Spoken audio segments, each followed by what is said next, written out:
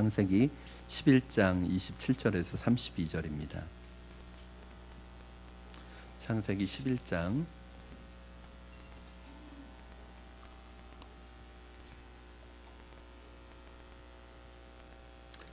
27절에서 32절. 우리 한 절씩 교독하시고 32절 말씀은 합독하도록 하겠습니다. 창세기 11장 27절입니다. 데라의 족보는 이러하니라. 데라는 아브람과 나홀과 하란을 낳고 하란은 롯을 낳았으며 하란은 그 아비 데라보다 먼저 고향 갈대아인의 우르에서 죽었더라. 아브람과 나홀이 장가들었으니 아브람의 아내의 이름은 사레며 나홀의 아내의 이름은 밀가니 하란의 딸이요 하란은 밀가의 아버지이며 또 이스가의 아버지더라. 사레는 임신하지 못함으로 자식이 없었더라. 데라가 그 아들 아브람과 하란의 아들인 그의 손자 롯과 그의 며느리 아브람의 아내 사레를 데리고 갈대아인의 우르를 떠나 가나안 땅으로 가고자 하더니 하란에 이르러 거기 거류하였으며 데라는 나이가 254가 되어 하란에서 죽었더라. 아멘. 우리가 1년 2개월 동안 창세기 말씀을 봤습니다. 오늘 창세기 마지막 말씀입니다. 50장까지는 있지만 사실은 우리가 창세기의 앞부분 1장에서 11장까지만 그렇게 이번에 보겠다 그렇게 말씀을 드렸고 이제 오늘 창세기 11장 마무리를 하도록 하겠습니다.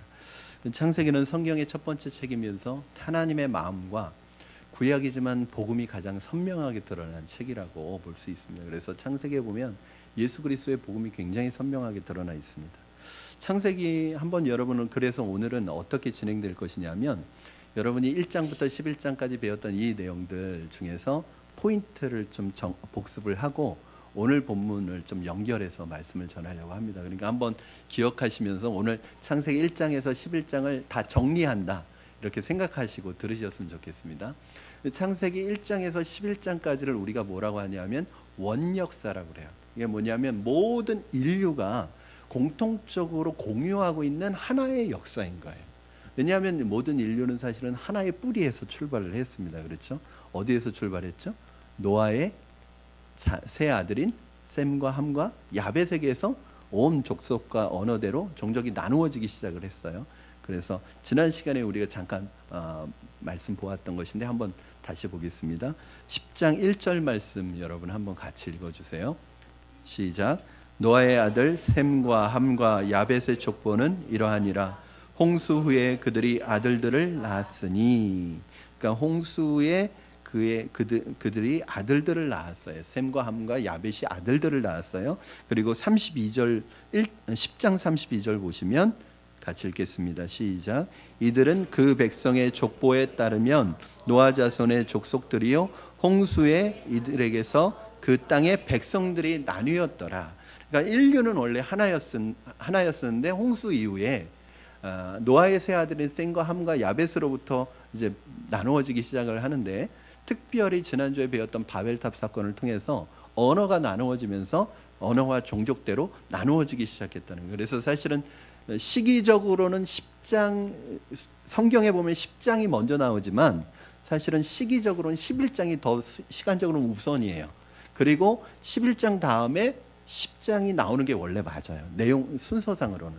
그래서 10장에 있는 내용과 11장에 있는 내용들이 나오는 그 자손들의 이름을 우리가 분석해 보고 연구해 보았더니 이런 결과가 주어졌어요. 즉 제일 먼저 야벳의 자손들이 나오는데 야벳은 누구의 조상들이냐면 지금의 소아시아와 유럽 사람들의 조상이에요. 야벳은. 그래서 야벳의 후손들의 이름을 보니까 지금 유럽, 한마디로 말하면 유럽 사람들인 거예요. 그리고 그 유럽에서 넘어오면 터키 뭐 이런 소아시아를 중심으로 한 사람들이 바로 야벳의 후손들이에요. 그리고 함의 후손들은 누구냐? 아브라함 누구죠? 노아의 수치를 가리지 않고 저주를 받았던 함의 후손들이 누구냐? 아프리카와 이집트도 뭐 아프리카니까요. 아프리카와 이집트 그리고 팔레스틴 그 가나안 지역에 사는 사람들이 바로 함의 후손들이에요. 그래서 함의 아들 중에 이름이 가나안이라는 아들이 있었잖아요. 그래서 요 지역. 그러면 셈의 후손들은 누구냐? 셈의 후손들은 메소포타미아 지방과 아시아, 메소포타미아를 중심으로 한 아시아 지방이 셈의 후손들이에요. 그리고 여러분 이 공통의 역사, 그러니까 1장부터 11장까지 이 공통의 역사를 가지고 있다는 것을 보여주고요. 12장부터 50장까지는 이제 12장 딱 시작하면서 누가 나오냐면 아브라함의 이야기가 딱 나오면서 이스라엘의 역사로 넘어갑니다. 그래서 이 이스라엘의 역사가 아브라함, 이삭, 야곱, 요셉을 통해서 어디까지 이어가냐면 구약 성경의 마지막인 느헤미야까지 이어갑니다. 그래서 이게 구약의 역사예요. 그래서 그냥 여러분 창세기 하면 이렇게 정리하시면 돼요. 1장부터 11장까지는 원역사인데 4가지 사건으로 정리합니다. 창조, 타락, 홍수, 바벨탑, 이렇게 4가지 사건이고 12장부터 50장은 4사람으로 정리가 돼요.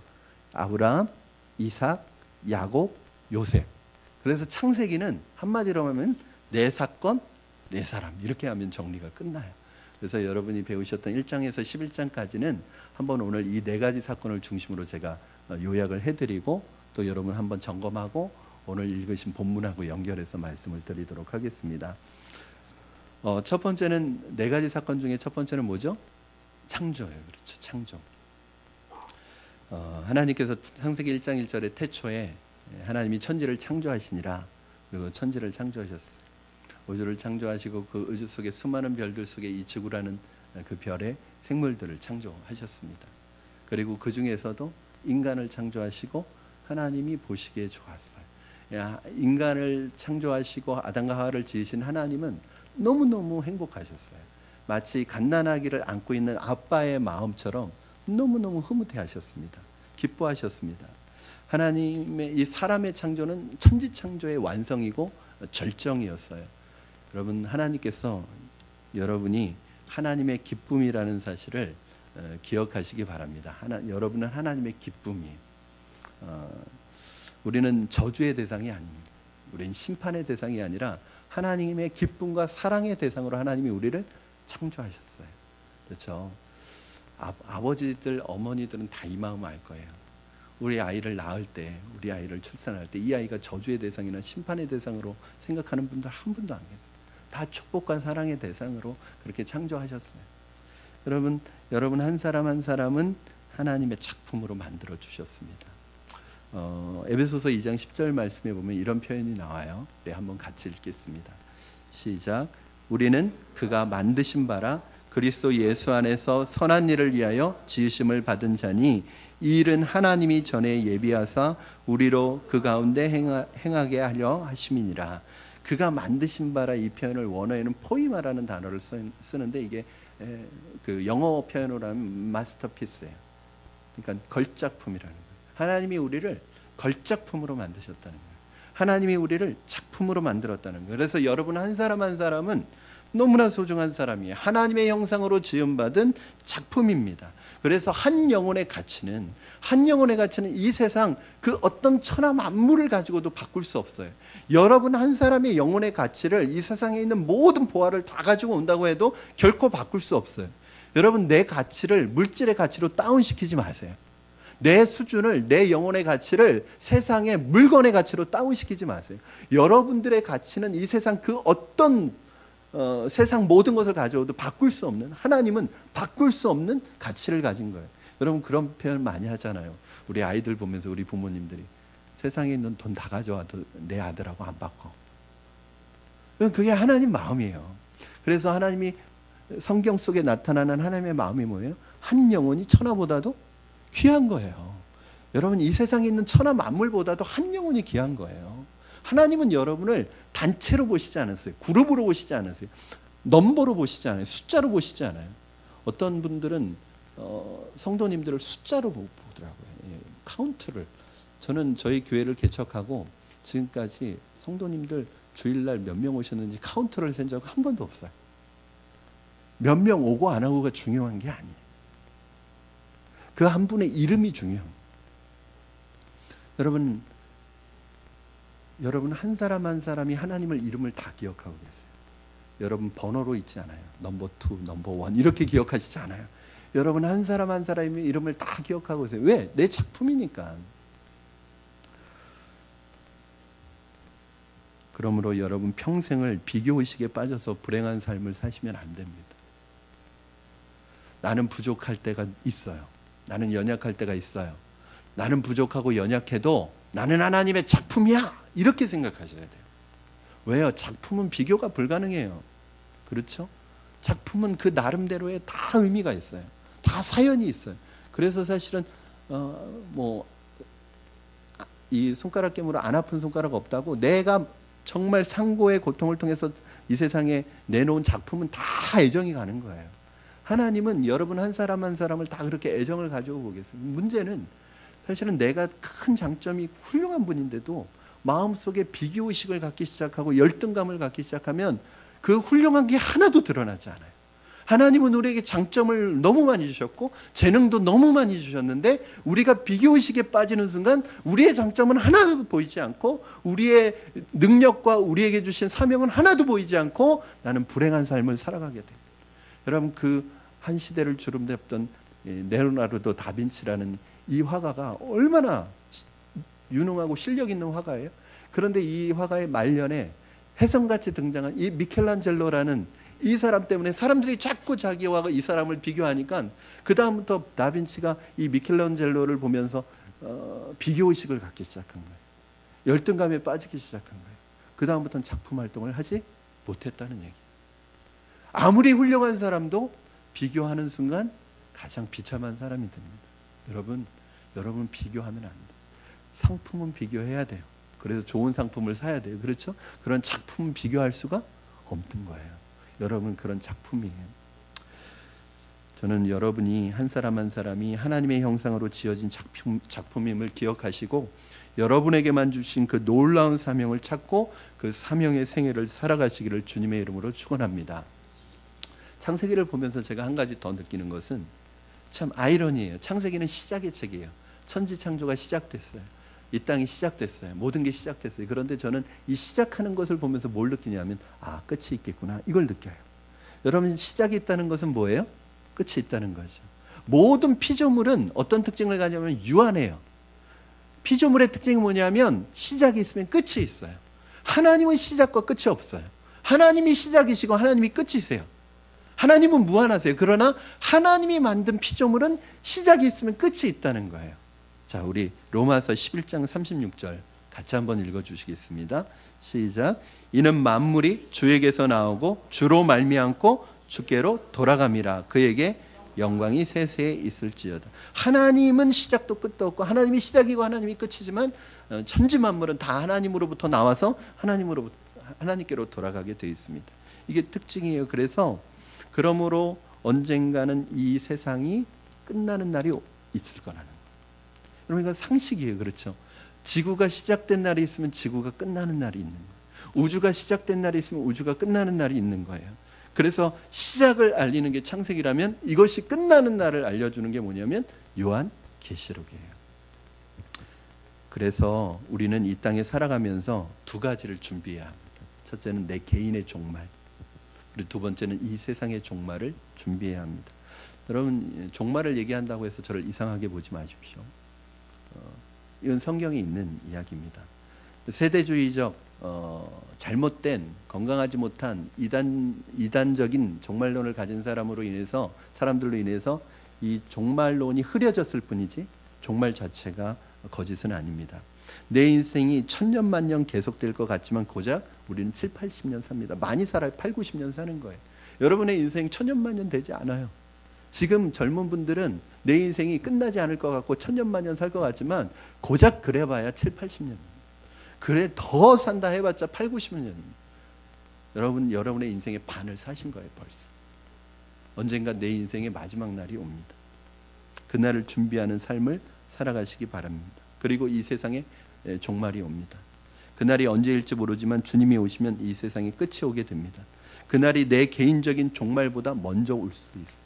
여러분, 우리는 그렇게 생각합니다. 내 개인적인 종말이 세상의 종말보다 먼저 올까요? 나중에 올까요? 모르죠. 그러나 우리는 대부분 내 개인적인 내 인생의 종말이 세상의 종말보다 먼저 올 거라고 생각해요. 아니요, 천만에. 세상의 종말이 여러분의 개인의 종말보다 먼저 올 수 있습니다. 그게 개인의 종말이든 세상의 종말이든 중요한 게 아니에요. 이 종말을 준비하는 유일한 준비가 있습니다. 종말이 있다는 걸 알면 준비를 해야 돼요. 노후 준비보다 더 중요한 거예요. 여러분 미래를 준비하는 것보다 더 중요한 거예요. 뭐냐 하면 바로 종말에 대한 유일한 준비는 예수 그리스도에는 없는 것을 믿으시기 바랍니다. 예수 그리스도만이 우리를 이 마지막 때로부터 마지막 종말로부터 영원한 하나님의 나라로 인도하시는 유일한 방주가 되신다는 사실을 여러분 이미 배우셨습니다. 내일 그날이 온다 해도 오늘이 내 인생의 마지막 날이라고 해도 여러분 자신이 있습니까? 내가 오늘 밤에 죽는다면 내가 천국에 간다는 확신이 있습니까? 이것이 우리 인생의 가장 중요한 주제입니다. 저는 여러분이 다른 그 어떤 준비보다도 예수님을 잘 준비하시기를 바랍니다. 두 번째 이제 인간의 타락 부분에서 우리가 놓쳐서는 안 되는 아주 중요한 포인트들이 있습니다. 하나님께서 인간을 창조하셔서 인간과 동행하는 삶을 살았어요. 그러니까 인간이 타락하기 전에는 하나님과 동행한, 하나님이 에덴 동산에 거니실 때 인간이 함께 하나님과 동행했대요.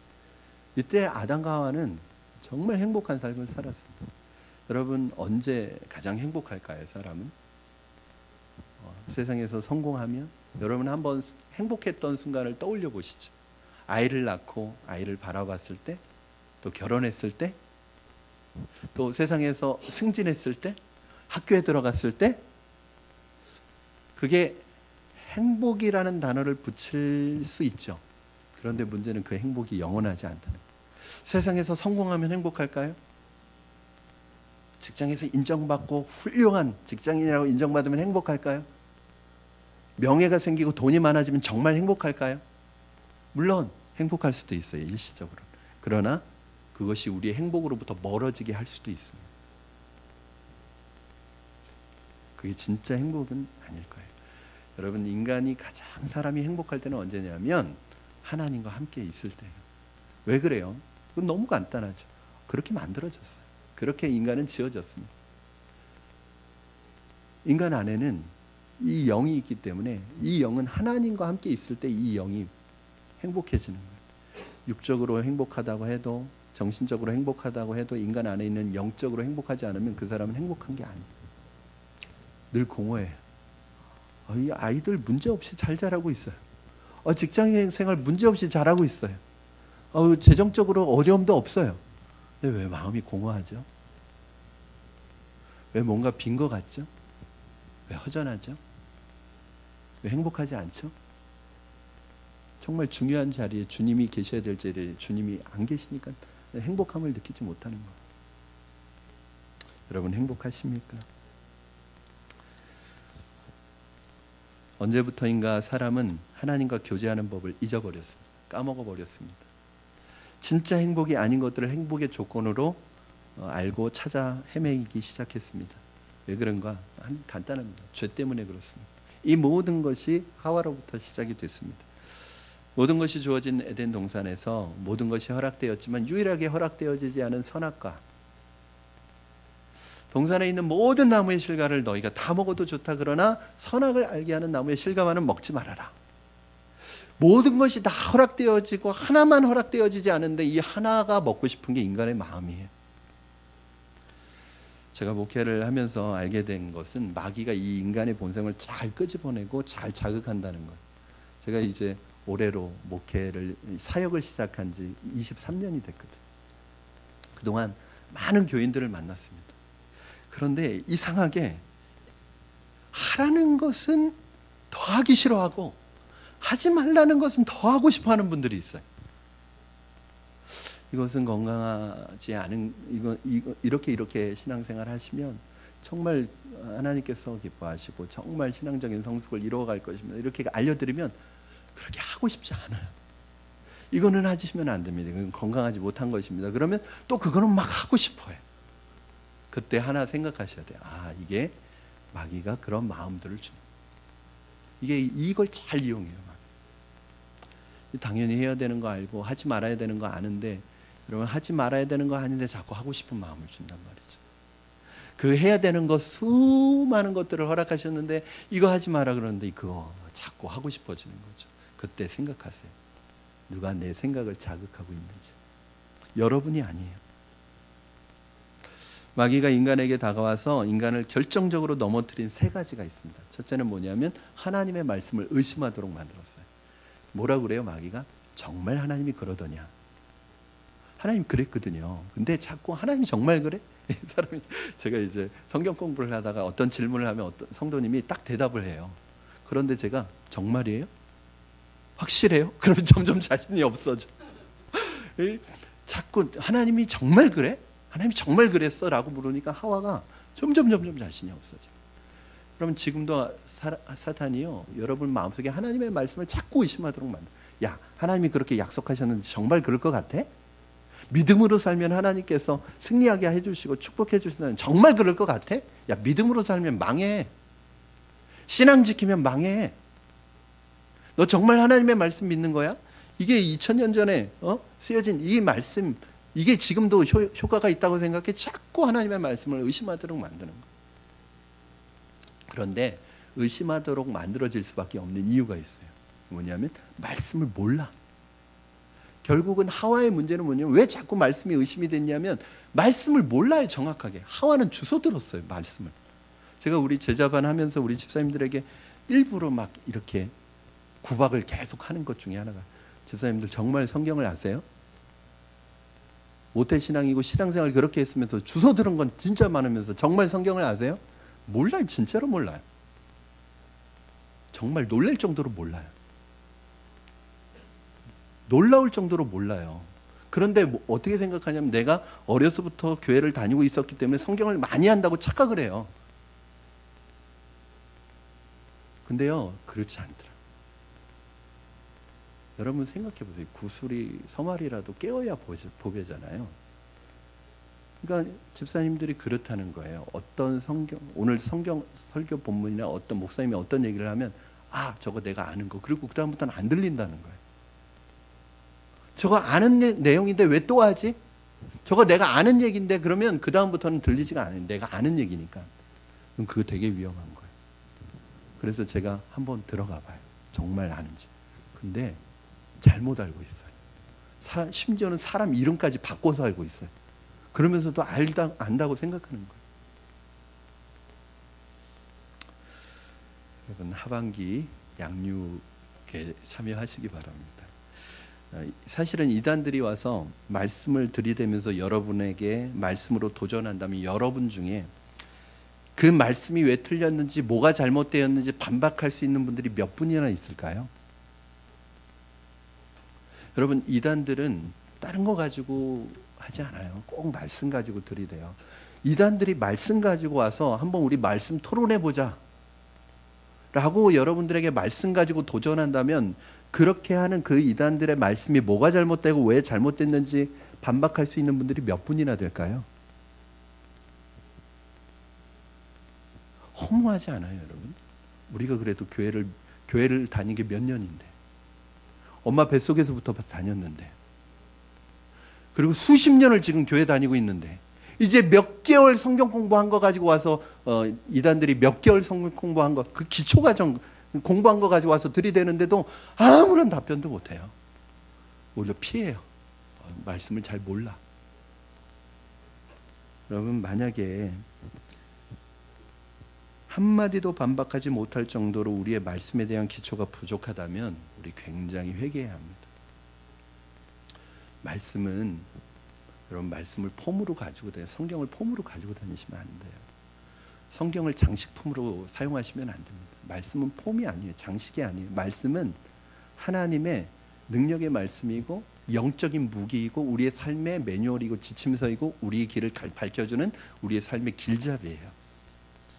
그래서 절대 성경을 여러분 제발 읽으셔야 합니다.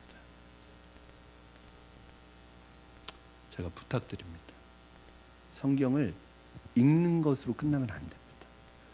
왜 목회자가 필요하겠어요? 여러분 성경 읽으면 내용 다 알면.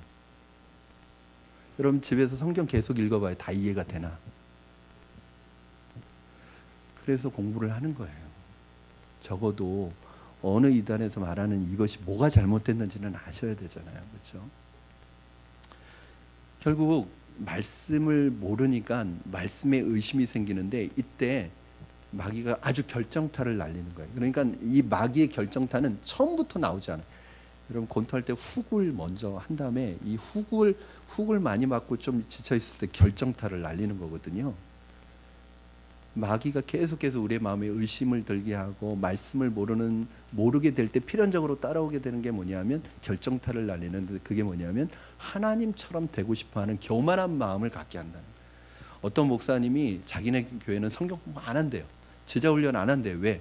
성도들 말씀 가르쳐 놓고 제자 훈련 해놓으면 성도들 머리만 키워가지고 복잡하다고 불편하다고 그냥 성경 공부 안 시킨대요. 그 정말 잘못된 거예요.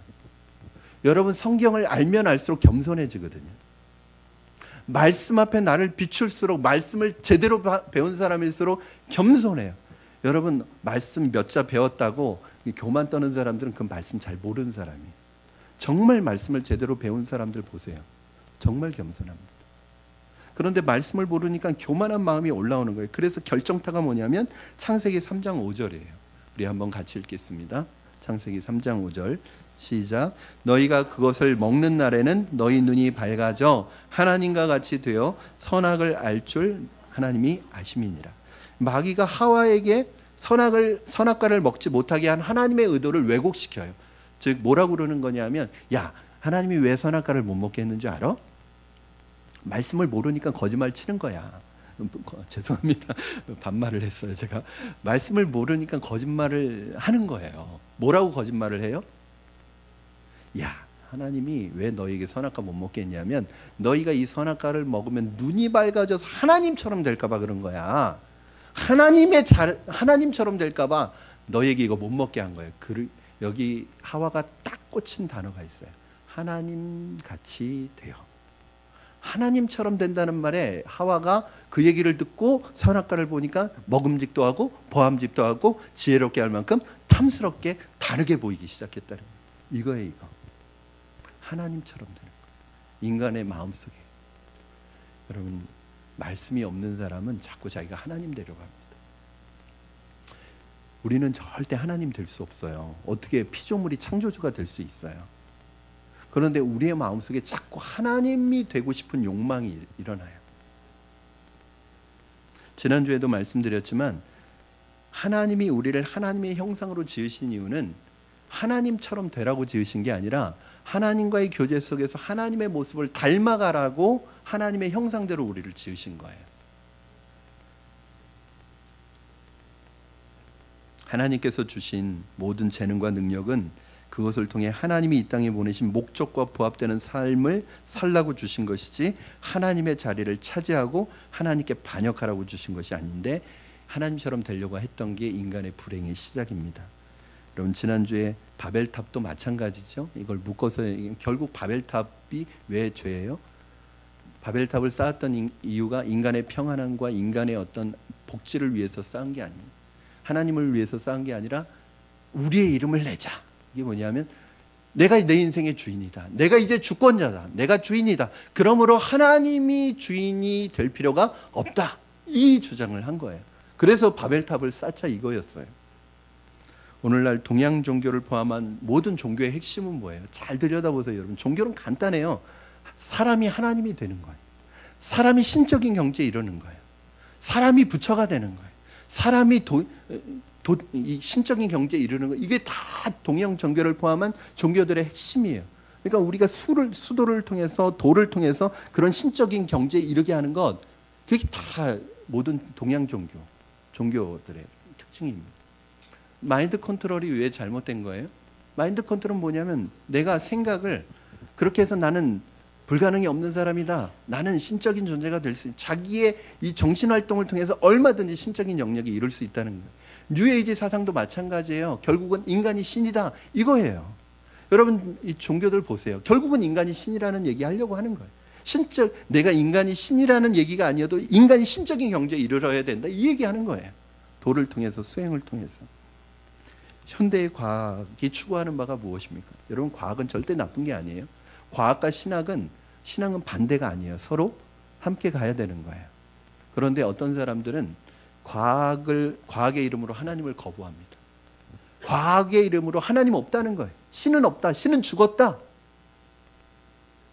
스티븐 호킹 박사와 도킨스라는 이 사람들은 그런 면에 있어서는 그 과학을 가지고 하나님이 없다는 것을 주장했던 사람들입니다. 그리고 하나님이 없다고 하나님을 몰아내고 그 자리에 자신들이 하나님의 자리에 앉아서 인간이 무엇이든지 할 수 있는 존재라고 교만을 떨고 있습니다. 이때 하나님이 이런 인간들을 바라보시면서 어떠한 모습으로 바라보실까요? 그 모습이 성경에 그대로 나와 있습니다. 시편 2편 4절. 이게 하나님의 모습입니다. 같이 읽겠습니다. 시작. 하늘에 계신 이가 웃으시며 주께서 그들을 비웃으시리로다. 하나님이 비웃으신다.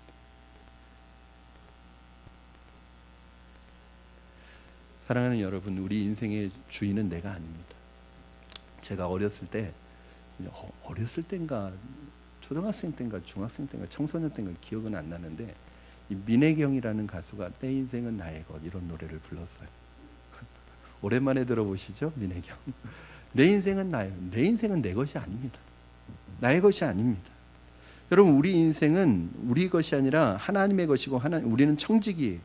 그걸 깨달아야지 비로소 우리 인생을 향하시는 하나님의 사명이 뭔지 깨닫게 돼요.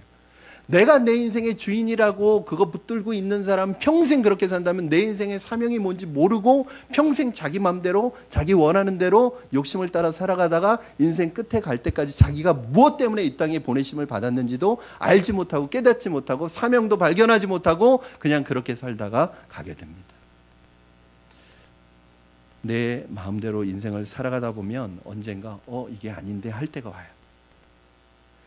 왜 그러냐 하면 인생에 청사진도 없이 지도도 없이 그냥 여러분 어디 낯선 곳을 찾아가는데 지도도 없이 아무것도 없이 그냥 감으로 찾아가는 거예요. 느낌으로 찾아가는 거예요. 내 마음대로 찾아가는 거예요. 근데 가봤더니 여기가 아닌가벼. 그리고 다시 돌아와요. 여러분, 그러나 인생은 다시 돌아올 수 있는 시간이 없어요. 길은 다시 돌아올 수 있지만 인생은 다시 돌아올 수가 없어요. 시간을 되돌릴 수가 없어요. 그래서 잘 가야 돼요. 그래서 뭘 가져가야 돼요? 지도를 가져가야 되고 청사진을 가져가야 돼요. 그런 사람은 늦더라도 바르게 가는 거예요. 늦더라도 잘 가고 있는 거예요. 여러분은 그 인생의 청사진, 여러분 사명의 지도를 가지고 있단 말이죠. 그게 뭐냐? 바로 하나님께 내 주도권을 맡기는 거예요. 여러분, 하나님의 자리를 하나님께 내려놓으시기 바랍니다. 촉구합니다. 촉구합니다.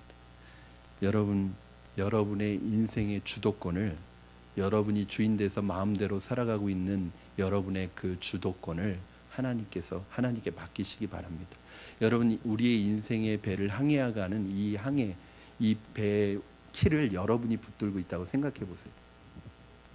왜 이 키를 내가 붙들고 있으면 안 돼요? 초보니까. 여러분, 비행기 초보에게 비행기 운전도 잘 못하는 사람에게 줍니까? 배를 운전 처음 하는 사람에게 맡기고 알아서 하라고 합니까? 제일 두려운 게 초보 운전자 옆에 타는 거예요. 초보 운전자가 목사님 제가 오늘 드라이브 시켜드릴 테니까 타세요 그러면 아니라고 괜찮다고 사양해요. 왜냐하면 그걸 타는 순간에 내릴 때까지 저는 지옥을 경험해야 돼요. 여러분, 초보 운전자 정말 무섭잖아요. 여러분, 우리가 인생의 초보랍니다. 왜 초보예요? 여러분은 인생을 한 번도 살아본 적이 없잖아요. 오늘은 여러분한테 처음 아니에요? 오늘을 이전에 사신 적이 있나요? 아니에요. 오늘은 여러분의 인생의 첫날이에요. 내일은 여러분의 인생의 첫날이에요. 그렇게 여러분 평생에 여러분은 매일 처음을 경험하면서 살아가야 돼요. 왜냐하면 우리 두 번 살아가는 거 아니니까 날마다 우리에게 새로운 날이고 처음 있는 날이에요. 그러니까 우리는 평생 초보예요. 그런 우리가 더 문제는 뭐냐 하면 그 인생의 배의 키를 끝까지 내가 잡겠다고 고집을 부린다면 그 배의 앞날은 뻔합니다. 여러분, 1등 항해사이신 주님께, 베스트 드라이버이신 주님께, 1등 기관사인 주님께 여러분의 인생의 키를 운전대를 맡기시기 바랍니다. 그러면 평안하게 여행을 즐기실 수가 있어요. 여러분, 낯선 거리나 내가 운전을 못하면 여행을 가서도 이거 벌 쓰는 거지 여행이 아닙니다. 긴장해가지고 여행을 제대로 즐기지도 못해요. 만약에 여러분 해외여행 가보신 적 있나요? 가족들하고 내가 이 가족들을 모아가지고 해외여행을 갔어요. 그런데 영어도 안 돼. 그리고 해외는 처음 나와봐. 가족들은 나만 바라보고 따라오고 있어. 그러면 이거 굉장히 긴장되는 거예요. 그렇죠? 그 아빠는 그 여행이 끝나는 동안에 쉬지를 못해요. 여러분 그런 거예요. 여러분 우리가 왜 이렇게 불안하고 두렵고 쉼이 없고 안식이 없고 늘 뭔가 불안하죠? 혹시 여러분이 여러분의 인생의 주인이 되어 있지 않습니까? 여러분이 인생의 주도권을 잡고 있지 않습니까? 그거 오늘 주님 앞에 내려놓으시기 바랍니다. 그리고 주님 앞에 내려놓으시고 주님 정말 1등 항해사이신 그 주님이 이끌어 가시는 그 배에서 평안하게 여행을 즐기시기를 주님의 이름으로 축원합니다. 세 번째가 홍수 사건이에요. 저는 각 사건의 포인트만 알고 계시면 됩니다. 홍수 사건을 통해서 우리에게 주시는 가장 큰 교훈은 무엇입니까? 하나님은 결코 죄를 간과하지 않으신다. 하나님은 죄를 지나치시지 않으신다. 죄에 대해서 하나님은 반드시 피드백을 하신다. 자, 로마서 1장 18절 말씀 같이 한번 읽겠습니다. 로마서 1장 18절입니다. 시작. 하나님의 진노가 불의로 진리를 막는 사람들의 모든 경건하지 않음과 불의에 대하여 하늘로부터 나타나나니. 아멘. 여러분 사람의 죄는 없어지지 않습니다. 사람의 죄는 공중에 흩어지지 않습니다. 보이지는 않지만 이렇게 쌓여지고 있대요. 내가 지은 죄가 다 쌓여지고 있대요. 그런데 이 쌓여지는 게 어느 선에 마지노선에 딱 도달하면 하나님이 심판하셔서 이게 하늘로부터 심판이 떨어진다는 거예요. 이게 대홍수 사건이었습니다. 사실은 홍수 사건에 있어서 결정적으로 홍수가 임하게 된 이유를 창세기 6장 1절 2절에서 말하고 있는데 되게 아이러니한 대답을 합니다. 우리가 사실은 하나님이 세상을 심판하실 때는 세상의 죄 때문에 심판할 것이라고 생각을 하잖아요. 그게 아니었어요. 자, 1절 2절 같이 한번 읽겠습니다. 시작. 사람이 땅 위에 번성하기 시작할 때 그들에게서 딸들이 나니 하나님의 아들들이 사람의 딸들의 아름다움을 보고 자기들이 좋아하는 모든 여자를 아내로 삼는지라. 이거 되게 어려운 구절이라고 하면서 제가 해석해 드렸는데 기억나세요? 그러니까 사람의 딸들로 대표되는 가인의 후예. 그러니까 사람의 딸은 단순히 여자를 얘기하는 게 아니라 딸을 얘기하는 게 아니라 가인의 후예를 얘기하는 거예요. 가인의 후예는 어떤 후예죠? 하나님을 떠났던 후예. 그리고 하나님의 아들들은 셋의 후예로 대표되는 하나님을 섬겼던 하나님을 예배했던 경건한 하나님의 백성들. 그런데 결국 심판이 온 게 뭐 때문이에요? 하나님의 딸들과 하나님의 아들들, 즉 세상의 백성들과 하나님의 백성들이 구분이 없어졌을 때, 즉 세상의 백성들은 하나님을 떠나서 죄를 짓지만 하나님의 백성들은 하나님을 예배하고 하나님을 경건하게 섬기면 그 하나님의 백성들의 경건하게 하나님을 섬기는 것 때문에 세상의 죄를 유보시켜 주시고 심판을 기다려 주시는 이 하나님이신데, 하나님의 백성들이 세상 사람들과 똑같이 된 거예요. 하나님의 예배를 잃어버리고 경건함을 잃어버리고 살아가는 삶의 방식이 하나님이 주신 삶의 방식이 아니라 세상의 방식으로 살아가는 이 구분이 없어질 때가 바로 심판의 날이었다는 거예요. 그러므로 여러분 심판은 어떻게 오는 거예요? 세상 사람들의 죄 때문에 오는 게 아니에요. 심판은 언제 떨어지는 거예요? 하나님의 백성들이 하나님의 백성의 모습을 잃어버리고 세상과 구분이 없어졌을 때. 소돔과 고모라는 왜 멸망한 거예요? 소돔과 고모라는 죄 때문에 하나님의 멸망의 대상이 되었지만은 결국 소돔과 고모라가 멸망한 직접적인 이유는 의인 10명이 없어서. 여러분 오늘 우리 시대의 문제는 무엇입니까? 세상의 죄가 아니에요. 세상의 죄 때문에 심판이 오는 게 아니에요. 결국은 하나님을 믿는 우리가 세상 사람들과 구분이 없어지고 어떤 면에서는 빛과 소금의 역할을 전혀 못하고 빛과 소금의 역할을 전혀 못할 뿐만 아니라 어떤 면에서는 세상 사람들보다 예수님 믿지 않는 사람들보다 더 악한 삶을 살아가고 더 세상적인 방식으로 살아갈 때 하나님께서는 우리에게 심판을 임하게 하신다는, 저는 사실 두려워요. 요즘에 보면 여러분 지난 한 주간도 많은 뉴스를 접하셨죠? 저는 점점 뭐가 느껴지냐면 믿는 사람들이 안 믿는 사람과 구분이 없어지는 것을 넘어서서 오히려 믿는 사람들이 세상 사람들의 소망을 주는 존재가 되어야 되는데, 믿는 사람들이 교회가 세상 사람들에게 소망을 주는 것이 아니라, 그들이 걱정하고 염려하고 있을 때 희망을 주는 것이 아니라 오히려 세상 사람들이 우리를 걱정해요. 교회가 세상 사람들의 걱정거리가 되고 있단 말이에요. 세상 사람들이 교회를 보면서 오히려 걱정해요. 너희들 어떡하냐고. 왜 우리는 빛과 소금의 역할을 잃어버렸나요? 성경에 보면 빛과 소금이 되라 이렇게 얘기하지 않아요. 너희는 그냥 빛과 소금이래요. 세상의 빛이고 세상의 소금이래요. 그게 우리의 정체성이에요. 그런데 이건 언제만 가능하냐면 우리가 예수 그리스도 안에 붙어 있을 때 가능한 거예요. 여러분, 전기의 코드가 나가 있는데 불이 들어오겠어요? 우리가 빛과 소금의 역할을 우리가 하는 게 아니에요. 우리가 예수 그리스도 안에 붙어 있고 예수 그리스도 안에 있을 때 그 예수, 빛 대신 예수 그리스도, 그 빛 대신 예수 그리스도의 의뢰가 우리를 통해서 빛으로 나타나는 거예요. 근데 우리는 지금 뭘 잃어버렸냐면 예수님을 잃어버렸어요. 교회를 믿는 거 아니에요. 여러분, 교회 믿는다는 표현 하지 마세요. 교회는 사람이 있는 곳이에요. 절대 교회를 믿으면 안 돼요. 우리는 예수님 믿는 거예요. 예수님. 여러분, 이거 하나 놓치시면 안 됩니다.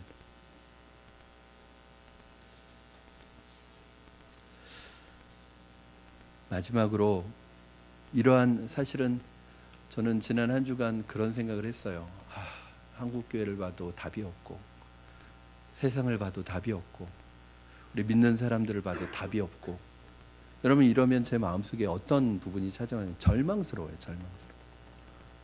어떻게 해야 되는지 도대체. 그런데 그거는 당연한 거예요. 여러분, 사람들에 대해서 너무 환상을 가지지 마시기 바랍니다. 사람은 소중한 존재이고 사람은 귀한 존재들이에요. 그러나 사람은 언제든지 넘어질 수 있고 죄 지을 수 있고 실수할 수 있어요. 절대 사람을 믿지 마세요. 그러니까 사람을 믿지 말라는 건 늘 불신의 눈으로 보라는 게 아니라 사람을 하나님처럼 믿지 마세요. 목사를 하나님처럼 믿지 마세요. 사람은 하나님이 아니에요. 하나님 될 수가 없어요. 언제든지 넘어질 수 있어요. 세상에서 그런 일들, 교회 어떤 지도자의 문제가 드러날 때 한편으로는 너무 마음이 답답하고 아프지만 한편으로는 그래요. 나라면 어떨 것이냐. 나는 어떨까? 그런 환경이 주어지지 않았을 뿐이지 나라면 어떨까?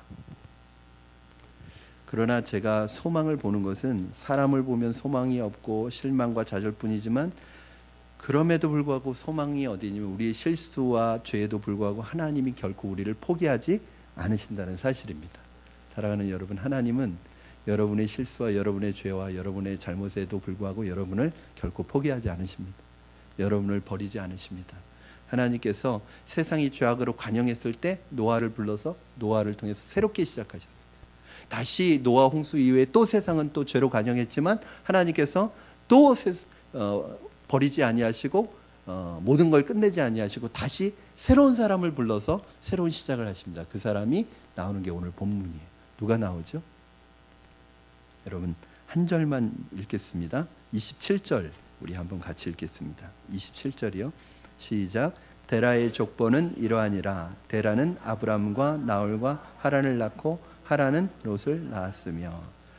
이 데라 셈의 족보에서 한 사람을 보여주십니다. 그게 누구냐면 아브라함.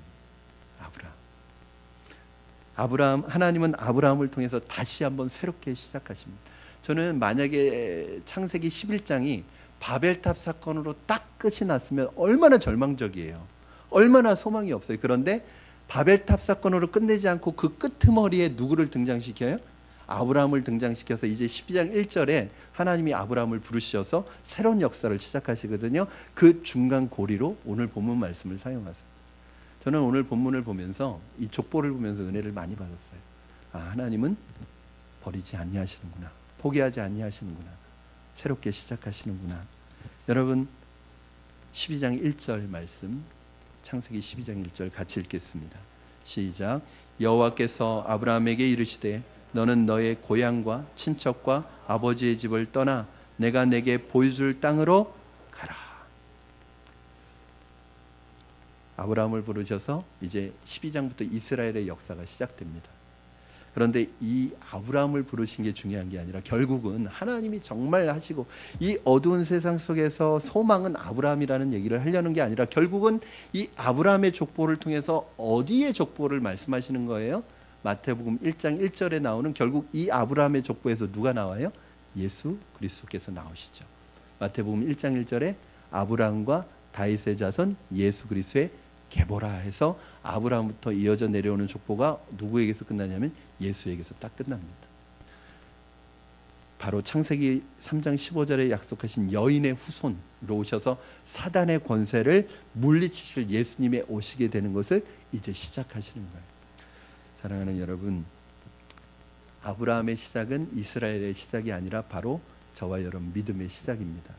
아브라함은 이스라엘의 조상이 아니라 우리 믿음의 조상입니다. 하나님께서는 여러분 지금 주위를 둘러봐도 낙심되고 내 상황을 둘러봐도 직장을 둘러봐도 한국교회를 둘러봐도 낙심될 수밖에 없는 이러한 모든 상황들 속에서도 낙심 가운데 있지 않고 우리를 통해서 다시 시작하실 그 하나님의 마음을 가지고 오늘 여러분을 부르십니다. 오늘 그 새롭게 시작하시는, 저는 지금의 한국교회가 이대로 무너지지 않을 거라고 생각해요. 정말 하나님이 사람을 불러서 새롭게 시작하셔서 한국교회를 새롭게 하시고 우리 자신을 새롭게 하시고, 그럼 그렇게 생각하시면 돼요. 어느 교회를 보면서 그 교회의 문제는 뭐냐면 결국 그 교회의 주인이 예수님이고 하나님이라는 사실을 망각했기 때문에 일어나는 거예요. 그럼 그게 그 교회의 문제만입니까? 여러분은 하나님이 내 인생의 주인으로 정말 믿고 계시고 그렇게 살고 계신가요? 형태만 다를 뿐이지 우리 똑같지 않나요? 그 큰 교회가 돈과 권력이 생겨서 하나님을 주인으로 모시지 않는 것과 내 인생에 내 마음대로 내가 내 인생의 주인 노릇하는 것과 여러분 차이가 있나요? 결국 이런 마음을 품은 우리가 모여서 그런 문제를 만들어내는 거 아니겠습니까? 그래서 오늘 저는 여러분들이 아브라함이 되셨으면 좋겠습니다. 이 절망적인 시대 속에서 하나님이 부르셔서 하나님이 이루어 가실 새로운 역사의 주인공들이 우리 푸른나무 교회를 통해서 많이 나오기를 주님의 이름으로 축원합니다. 우리 이 시간에 같이 찬양하시고 우리 함께 기도했으면 좋겠습니다.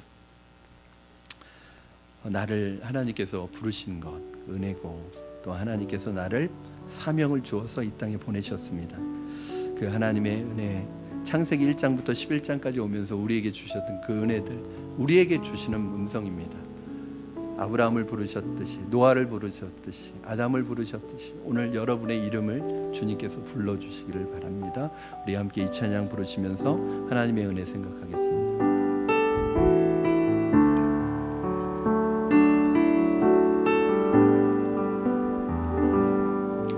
나를 지으신 이가 하나님, 나를 부르신 이가 하나님,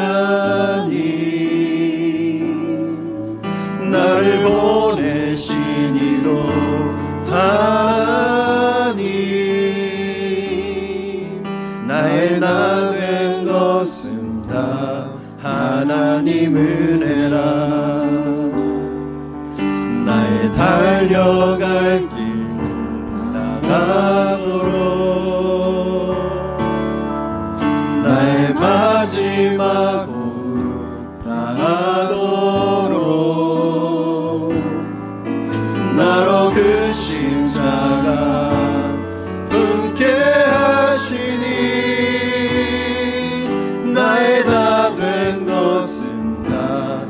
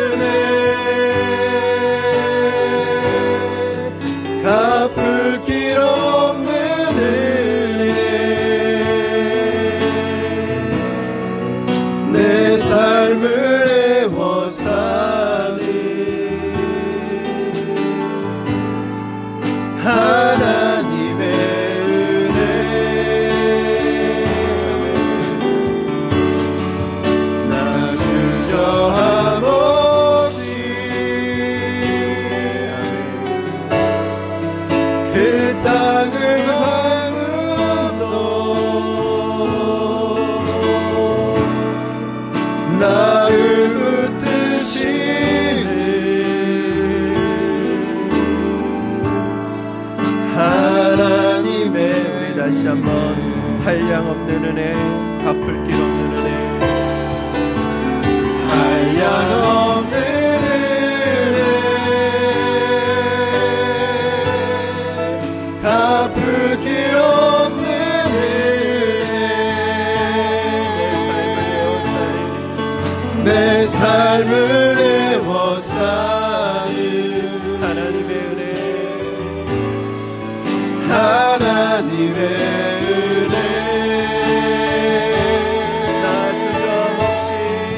나 주저함 없이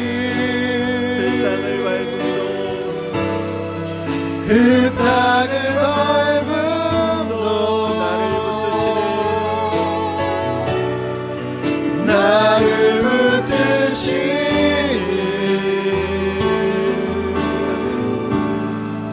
하나님의 은혜. 이 시간에 오늘 주신 말씀 붙들고 우리 같이 합심하여 기도하실 때, 하나님 우리는 하나님의 형상대로 지음받은 소중한 사람들입니다. 우리가 먼저 우리의 가치를, 영혼의 가치를 알게 하여 주시옵소서. 하나님의 형상을 회복하게 하여 주시옵소서.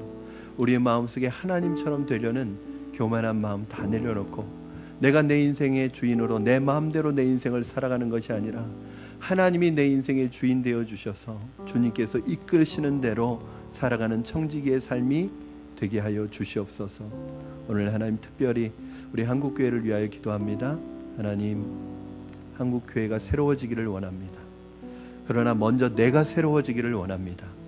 우리 교회가 새로워지기를 원합니다. 성도가 성도다워지기를 원하고, 교인이 교인다워지고, 그리스도인이 그리스도인다워지고, 교회가 교회다워질 때 하나님 우리 안에 예수 그리스도의 영광이 드러날 줄로 믿습니다. 하나님, 우리가 그리스도인답게 살아가게 하여 주시옵소서. 이 시간에 우리 주신 말씀 붙들고 같이 결단하며 기도하시겠습니다. 살아계셔서 역사하시는 하나님 아버지 감사합니다. 하나님 믿음으로 살아가기를 원합니다. 하나님 오늘 주님 안에서 믿음으로 승리하기를 원합니다. 하나님 우리의 안타까운 마음들을 주님 앞에 고백합니다. 하나님 우리의 형상이 회복되게 하시고, 하나님의 형상이 회복되게 하여 주셔서 하나님의 내 인생의 주인으로 살고 주님을 따라 믿음으로 살게 하여 주시옵소서. 더 이상 내 인생의 주인 노릇하지 않게 하시고, 내 인생에 내가 주인 내 마음대로 살지 않게 하여 주시고, 오늘 내 인생의 주인 되신 그 하나님 앞에 내 모든 것을 내려놓고 믿음으로 살아가게 하여 주시옵소서. 새롭게 다시 시작하시는 하나님의 은혜가 우리를 통하여 나타나게 하여 주시옵소서. 나를 새롭게 하여 주시옵소서. 우리 교회를 새롭게 하여 주시옵소서. 한국교회를 새롭게 하여 주시옵소서. 우리가 새로워질 수 있도록 주님 도와주시옵소서. 살아계신 하나님 아버지, 창세기 1장에서 11장 하나님 원역설을 살펴보며 하나님의 은혜를 다시 한번 깊이 느끼게 하시니 감사합니다. 창조주가 되시고 주권자가 되시는 그 주님 앞에 오늘 우리의 모든 삶을 내려놓고 주님의 다스림을 받는 우리가 되게 하여 주시옵소서. 내 인생이 내 것이라고 고집하며 내 마음대로 살아가는 내 인생의 운전대를 주님께 맡기고, 주님이 이끌어 가시는 그 인생 안에서 주님이 주시는 평안함을 누리며 주님이 주시는 사명을 발견하여 믿음으로 살아가는 우리가 되게 하여 주시옵소서. 특별히 한국교회의 현실을 바라보며 하나님 우리 마음속에 단순히 비판하고 하나님 욕하는 것에서 그치지 않게 하시고, 하나님 정말 한국교회를 위해 기도하게 하시고, 먼저는 내 자신이 문제임을 깨닫고 내가 주님 앞에 새롭게 되어지게 하시고, 우리 푸른나무 교회가 새로워지게 하시고, 하나님 그리하여 한국교회가 새로워짐으로 다시 시작하시는 하나님의 은혜가 우리와 우리 교회와 한국교회에 다시 한번 임할 수 있게 하여 주시옵소서. 감사드리며 예수님의 이름으로 기도드리옵나이다. 아멘.